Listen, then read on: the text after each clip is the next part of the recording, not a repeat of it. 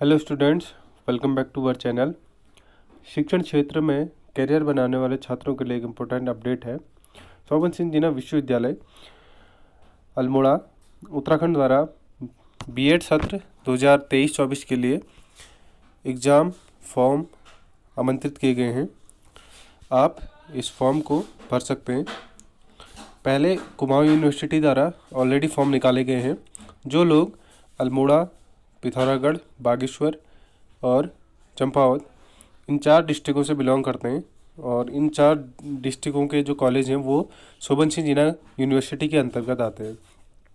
तो अगर आप बीएड करना चाहते हैं तो इस फॉर्म के लिए अप्लाई कर सकते हैं।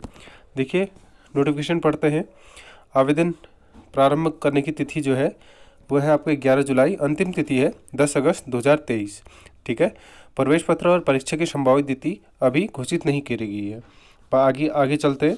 देखिए, बीएड जो है 2 वर्ष का होगा। ठीक है। अभी बीएड की बात चल रही थी कि 4 वर्ष का बीएड भी आया है, लेकिन ये जो कोर्स है, जो फॉर्म आए हैं, ये 2 वर्षीय बीएड के लिए आए हैं और इसकी जो अवधि है वो 2 वर्ष रहेगी। ठीक है। जो आपकी अर्हता है वो ग्रेजुएशन है। ठीक है। न्यूनतम 50% अंकों के साथ। ये कह रहा है, साफ साफ देख लीजिए, 49.99 भी मान्य नहीं होगा। ये है जनरल कैटेगरी के लिए। ठीक है। 50% या उससे ऊपर ही अंक होने चाहिए आपके। 49.99 भी मान्य नहीं होगा। अगर आप SC, ST और OBC से बिलोंग करते हैं तो आपको 45%, ठीक है, 45% के साथ स्नातक होना ज़रूरी है और 44.99 भी मान्य नहीं होगा। ठीक है। इस चीज़ का थोड़ा सा ध्यान रख लीजिएगा, परसेंटेज का। ठीक है। स्नातक और स्नातकोत्तर की अंतिम वर्ष की परीक्षा में सम्मिलित होने वाले परीक्षार्थी बीएड में प्रवेश हेतु आवेदन कर सकते हैं, लेकिन बीएड प्रथम सेमेस्टर में प्रवेश तिथि को स्नातक तथा स्नातकोत्तर की अंतिम वर्ष की उत्तीर्ण होने की अंक तालिका प्रस्तुत करना अनिवार्य है। अगर आप BA, BSc, BCom last year में अपेयरिंग में हैं तो भी आप इस फॉर्म को भर सकते हैं, बट एडमिशन के टाइम पर यहाँ पर लिखा है, ठीक है, प्रथम सेमेस्टर में प्रवेश के दौरान आपको अंक तालिका उत्तीर्ण होने वाली अंक तालिका प्रस्तुत करनी होगी। अगर आप अपेयरिंग में हैं तो आप इस फॉर्म को भर सकते हैं। आगे देखिए, इस फॉर्म के बारे में कह रहा है कि अगर आप कोई भी तथ्य छुपाते हैं जो गलत पाया जाता है तो आपका जो परीक्षा फल है वो पूर्णतः निरस्त करने का अधिकार जो है यूनिवर्सिटी उसके पास होगा। ठीक है। अपेयरिंग स्टूडेंट्स की जो डेफिनेशन दी है, ठीक है, आप इन्हें पढ़ सकते हैं।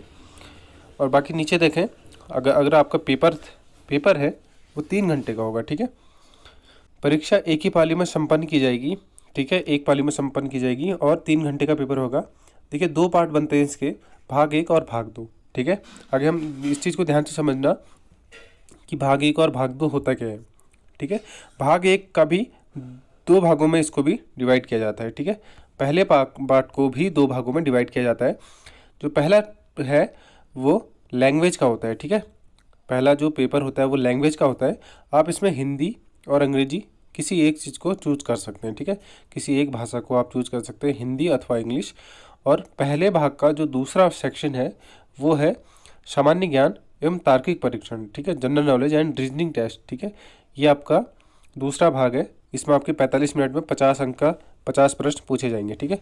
50 अंक के 50 प्रश्न आपको पहले भाषा लैंग्वेज में पूछे जाएंगे। उसके बाद जनरल नॉलेज एंड रीजनिंग में आपके उसमें भी सेम 45 मिनट में 50 अंक 50 प्रश्न के पूछे जाएंगे। ठीक है।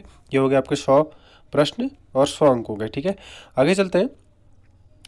अगला है एप्टीट्यूड टेस्ट होगा आपका। ठीक है। भाग 2 के पहले भाग में एप्टीट्यूड टेस्ट है 45 मिनट, 100 अंक, 50 प्रश्न। ठीक है। यहाँ पर 2 अंकों का एक प्रश्न है, सभी परीक्षार्थियों के लिए अनिवार्य है। ठीक है। देखिए, पहले क्या था, पहले में लैंग्वेज कंपलसरी, 2 लैंग्वेज हैं जो कंपलसरी है, उसमें से एक चूज करनी है। ठीक है। उसके बाद सेक्शन पहले का दूसरा कंपलसरी है, जनरल नॉलेज एंड रीजनिंग वाला। उसके बाद सेकंड सेक्शन का पहला सेक्शन एप्टीट्यूड टेस्ट है, ये कंपलसरी है। ठीक है। ये भी कंपलसरी है एप्टीट्यूड टेस्ट सभी के लिए। उसके बाद सेकेंड भाग का जो पार्ट 2 है उसका लास्ट सेक्शन है ऑप्शनल पेपर। ठीक है। ये आपका ऑप्शनल पेपर होता है, ये आपके सब्जेक्ट रिलेटेड होता है। ठीक है। अगर आप साइंस ग्रुप से हैं तो साइंस ले सकते हैं, आर्ट्स ग्रुप से आर्ट्स ले सकते हैं और कॉमर्स ग्रुप से हैं तो आप कॉमर्स को सिलेक्ट कर सकते हैं। ठीक है। ये आपका पेपर का पैटर्न रहेगा। ठीक है। और कुछ जो न्यूनतम अर्हताएँ हैं वो भी जरूर जान लीजिएगा। भाग 1 में 40 अंक और भाग 2 में 80 अंक लाना अनिवार्य है। ठीक है। टोटल 300 नंबर का पेपर होगा। पहले भाग में मिनिमम 40 होने ही चाहिए, वरना आप पास नहीं माने जाओगे। और पहले में 100 में से 40, दूसरे में 200 में से 80 अंक लाना कंपलसरी है, ठीक है। आरक्षित वर्ग के लिए जो रिजर्वेशन वाले हैं SC ST OBC उनके लिए 27 और दूसरे भाग में 54 ये अंक लाना ज़रूरी है, ठीक है। टोटल आपका हो जाता है ये 81, ठीक है। 81 अंक वहाँ पर था आपका मिनिमम 120 और यहाँ पर हो जाता है 81 मार्क्स लाना कंपलसरी हो जाता है, ठीक है। आगे चलते हैं। प्रवेश में आरक्षण, देखिए आरक्षण जो है आपके मूल दस्तावेजों के हिसाब से लगेगा, ठीक है। OBC के लिए 14%, SC के लिए 19% और ST के लिए फिर 4%, ठीक है। AWS 10%। स्वीकृत सीटों के अतिरिक्त हैं, ठीक है। ये जो सीटें हैं वो अतिरिक्त हैं और बाकी वर्टिकल और हॉरिजॉन्टल जो रिलैक्सेशन लगता है वो उनकी कैटेगरी के हिसाब से दोनों लगेंगे, ठीक है।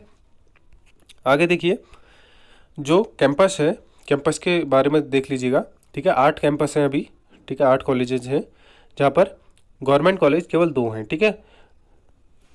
सॉरी, गवर्नमेंट कॉलेज जो है आपके 2 ही कॉलेज हैं। पहला शोभन सिंह जीना परिसर अल्मोड़ा, दूसरा लक्ष्मण सिंह मेहरा राजकीय स्नातकोत्तर महाविद्यालय पिथौरागढ़, ठीक है।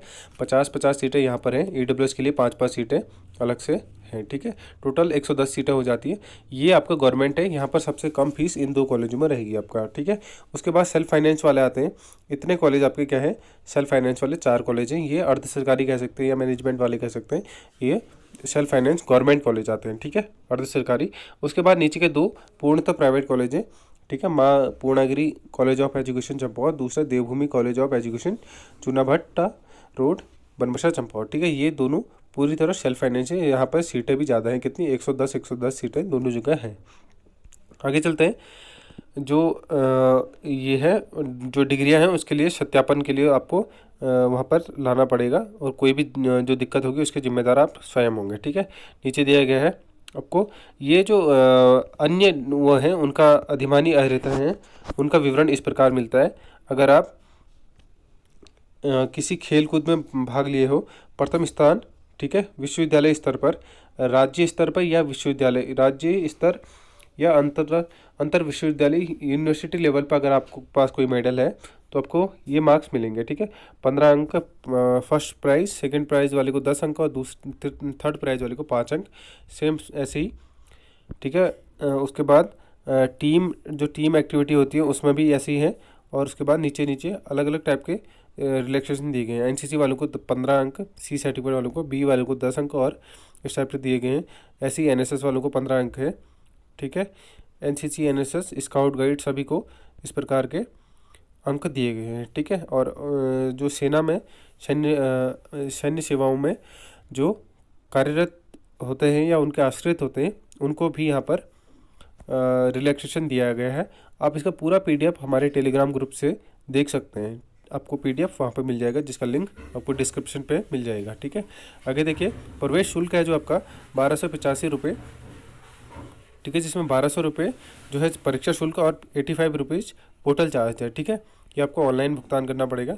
अब आप किसी भी ऑनलाइन माध्यम से अपना जो शुल्क है वो भर सकते हैं।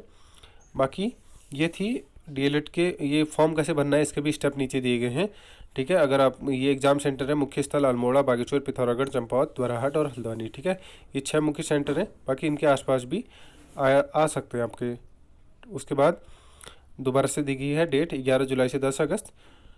आप इस फॉर्म को अगर भरना चाहते हैं, B.Ed करना चाहते हैं, अगर आपका ग्रेजुएशन कंप्लीट हो गया या आप ग्रेजुएशन के लास्ट ईयर में है तो आप B.Ed कर सकते हैं। ये था आज की जानकारी अच्छी लगी हो तो वीडियो को लाइक करिएगा और शेयर करिएगा उन दोस्तों के साथ जो B.Ed करना चाहते हैं या इस शिक्षण क्षेत्र में जाने के इच्छुक हैं। Thanks for watching. मिलते हैं नेक्स्ट वीडियो पे बहुत जल्दी।